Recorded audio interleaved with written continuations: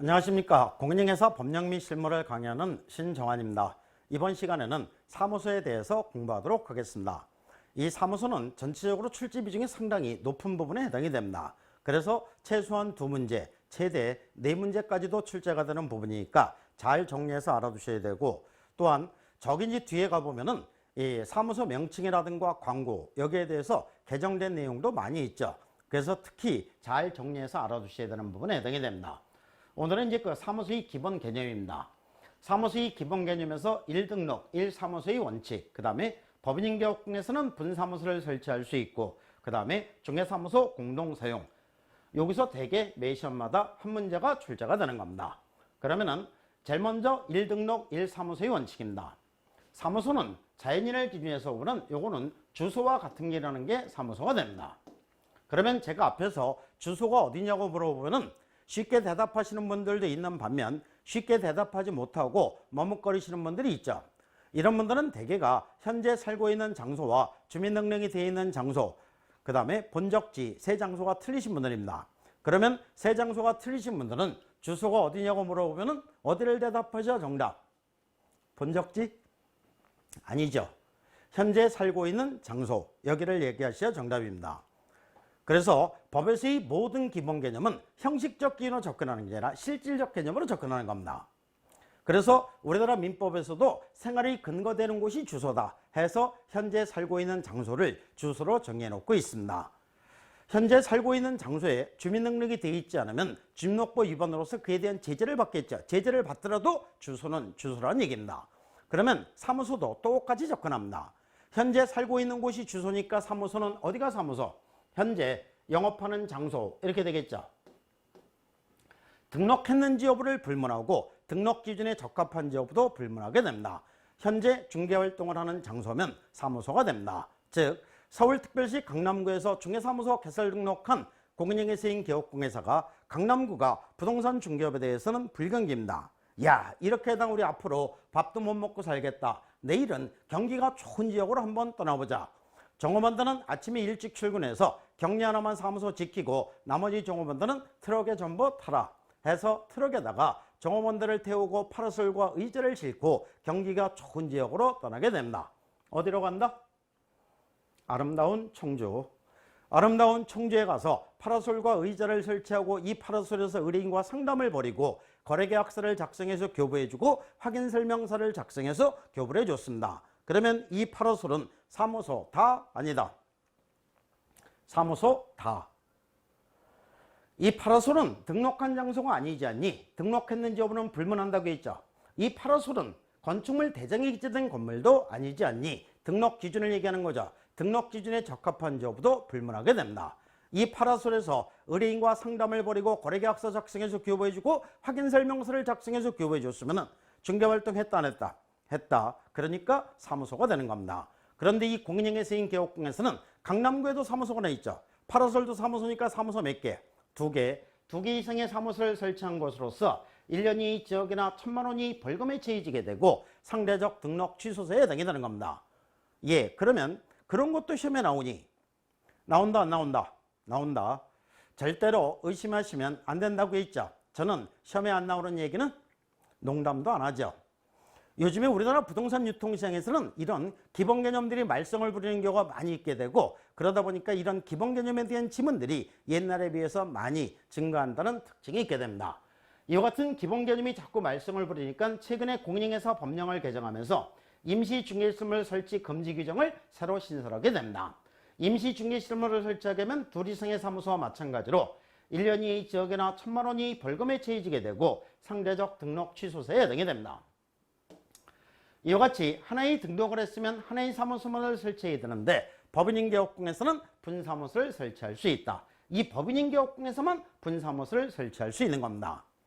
부부만이 자식을 낳을 수 있는 것과 마찬가지로 법인인계업공에서만이 분사무소를 설치할 수 있는 겁니다. 법인이 분사무소를 설치하기 위해서는 일정한 요건을 구비해서 일정한 절차에서 분사무소를 설치해야 되는데, 분사무소를 설치하기 위한 요건은 3가지 요건을 구비해야 됩니다. 첫 번째는 주된 사무소 수혜가 속한 시군구를 어떻게? 제외한 시군구별로 설치해야 됩니다. 그러니까 주된 사무소 소유가 속한 시군구, 여기는 분사무소 설치할 수 없다는 얘기죠. 두 번째는 각 시군구별로 일개수를 초과할 수 없다. 세 번째, 분사무소에는 누구를 책임자로 두어야 한다. 공인중개사를 책임자로 두어야 한다 해놓고 단서 규정이 있게 됩니다. 단, 다른 법률에 의해서 중개업을 할 수 있는 법인의 분사무소의 경우에는 그러하지 아니하다. 이 책임자가 공인중개사가 아니라도 된다는 얘기입니다.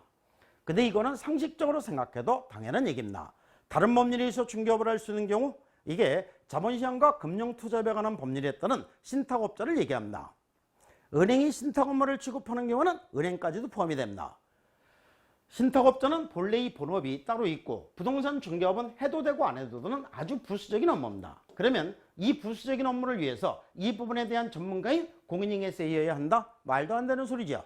본업의 전문가가 되어야 되겠죠. 그래서 다른 법률에서 중개업을 할 수 있는 법인이 분사무소를 설치할 때 책임자에 관한 규정은 적용되지 않는다. 이렇게 됩니다. 이와 같은 요건을 구비해서 분사무소 설치 신고를 하게 되는데, 분사무소 설치 신고는 어디에다가?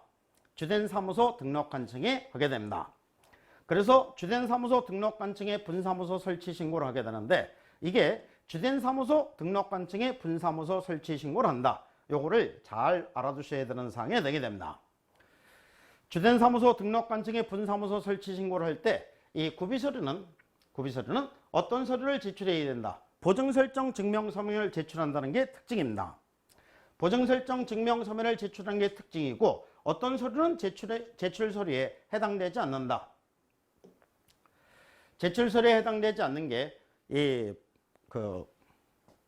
법인의 등기사항 증명서 제출 서류에 해당되지 않고, 분사무소 책임자의 공인중개사 자격증 4번 제출 서류에 해당되지 않는다. 이게 제출 서류에 해당되지 않는 이유는 저기 중개사무소 개설 등록에서 공부하신 내용입니다.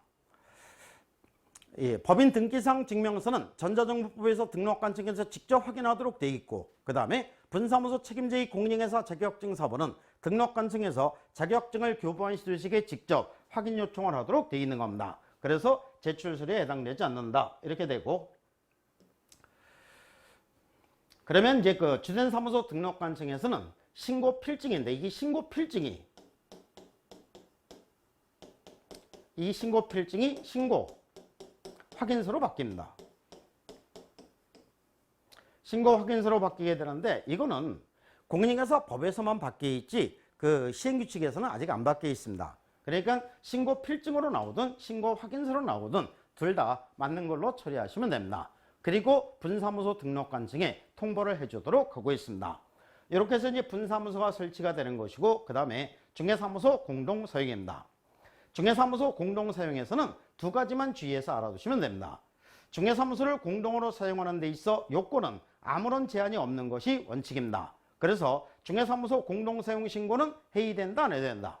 안 해도 된다. 중개사무소 공동사용 신고는 별도로 하지 않고, 중개사무소 개설 등록, 중개사무소 이전 신고 시에 그 중개사무소를 사용할 권리가 있는 다른 개업공에서의 승낙서를 첨부하도록 규정이 되어 있습니다. 다만 예외적으로 중개사무소 공동사용이 제한되는 경우가 있게 되는데, 이게 바로 업무정지 개업공회사가 되겠죠. 업무정지 처분을 받은 개업공회사는 업무정지 처분 기간 중에는 다른 개업공회사 사무소로 이전해서 중개사무소를 공동으로 사용할 수 있다, 없다? 없다. 다른 개업공회사가 업무정지 처분을 받은 개업공회사 사무소로 이전하는데 승낙서를 줄 수 있다, 없다? 없다. 다만 업무정지 처분을 받기 전부터 중개사무소를 공동사용 중인 다른 개업공회사는 제외한다. 이게 최근에 새로 첨가가 된 규정입니다. 그러니까 특히 잘 알아두셔야 되고, 중개사무소를 공동으로 사용하는 데 있어 모든 업무관계와 모든 법률관계는 이거는 개별 개업공회사별로 이루어지게 됩니다. 고용인을 고용하거나 해고하는 거 개별적으로 해야 되고, 업무보증을 설정하는 것도 개별적으로 해야 되고, 그 다음에 인장을 등록하는 것도 개별적으로, 고용인의 업무상행에 대한 책임을 지는 것도 개별적으로, 사무소 이전 신고도 개별적으로 신고를 해야 됩니다. 옛날에는 같이 할 수 있는 게 한 가지 있었는데 이것도 폐지가 됐기 때문에 모든 업무관계와 법률관계는 개별 개업공회사별로 이루어지게 됩니다. 이렇게 해서 이제 분사무소와 중개사무소 공동사용, 이렇게 이제 합쳐서 매 시험마다 한 문제 정도가 출제가 되는데, 그럼 이제 문제를 보겠습니다. 중개사무소에 관한 기술 중 타당한 것은? 타당한 거를 고르라는 얘기입니다. 공인중개사인 개업공에서도 공인중개사를 책임자로 두는 경우에 분사무소 설치할 수 있다. X가 되겠죠. 부부만이 자식을 낳을 수 있는 것과 마찬가지로 법인인계업공회사만이 분사무소를 설치할 수 있는 겁니다. 그래서 X. 둘이상의 중개사무소를 설치한 경우와 임시중개실무를 설치한 경우에 등록관청은 중개사무소 개설 등록을 취소하여야 한다. 취소하여야 한다가 아니라 취소할 수 있다. 상대적 취소세에 해당이 됩니다. 그래서 이게 상대적 취소세에 해당된다는 거 실제 시험에서 상당히 자주 출제가 되는 지문입니다. 저기 뒤에 행정처분에서 공부하시겠지만 둘 이상의 사무소 임시중개실물 사무소에 관한 부분은 상대적 취소세유, 이중 등록과 이중 소속은 절대적 취소세유. 잘 구별해서 알아두셔야 되고 3번은 개업공회사 갑이 제가 이 파워포인트로 한자를 쓸 줄 몰라갖고 그냥 한글로 썼습니다. 이해를 하시고 개업공회사 갑이 중개사무소를 있잖아요. 다른 개업공회사 의뢰 중개사무소를 공동으로 사용하고자 하는 경우에는 중개사무소 이전 신고 시에 뭐를 첨부해야 된다. 다른 개업공회사의 승낙서를 첨부해야 된다. 그래서 의뢰 승낙서를 첨부해야 한다. 맞는 게 되는 거죠. 그래서 이제 갑이 사무소를 이전해서 을과 중개사무소를 공동으로 사용하고자 하는 경우는 중개사무소 이전 신고 시에 의뢰 승낙서를 첨부해야 되는 겁니다. 주된 사무소와 분사무소는 같은 시군구에 설치할 수 있다. X가 되겠죠. 분사무소는 주된 사무소 수익에 속한 시군구를 어떻게 제외하고 분사무소를 설치할 수 있으니까 X가 되는 겁니다. 법인인계업공회사가 분사무소를 두고자 하는 경우에는 여기 분사무소를 두고자 하는 지역을 관할하는 시장군수 구청장 X가 되겠죠. 어디에다가 분사무소 설치 신고를 한다? 주된 사무소 등록관청에 분사무소 설치 신고를 해야 되는 겁니다. 그래서 분사무소의 모든 법률 관계는 전부 다 주된 사무소를 기준으로 해서 이루어지게 됩니다. 분사무소 설치 신고, 주된 사무소 등록관청, 업무부정 설정 신고도 주된 사무소 등록관청, 분사무소 이전 신고, 주된 사무소 등록관청, 그 다음에 분사무소 이전 신고도 주된 사무소 등록관청, 인장 등록도 주된 사무소 등록관청. 여기서 대개 매 시험마다 한 문제를 맞추시게 되는 겁니다. 그래서 정답은 3번이 된다.